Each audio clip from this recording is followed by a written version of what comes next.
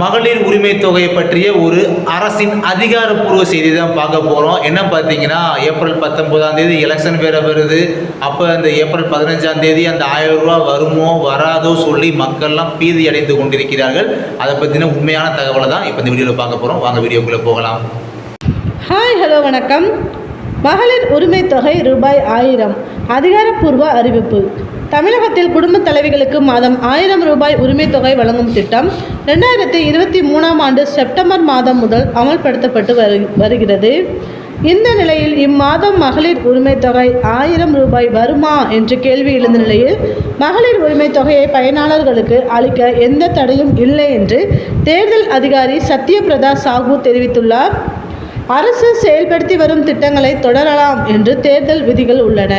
எனவே தேர்தல் ஆணையத்தில் எந்த அனுமதியும் பெற தேவையில்லை என்று அவர் தெரிவித்துள்ளார். இதனால் ஏப்ரல் 15 பெண்களின் வங்கி கணக்கில் 1000 ரூபாய் வருவது உறுதியாகி உள்ளது. இந்த மாதிரி கவர்மெண்ட் அப்டேட் மற்றும் ஸ்கீம் பற்றி உடனுக்குடன் நீங்கள் தெரிஞ்சுக்கணும் அப்படின்னா நம்மளோட சேனலை தொடர்ந்து வாட்ச் பண்ணுங்கள், சப்ஸ்கிரைப் பண்ணுங்கள். தேங்க்யூ.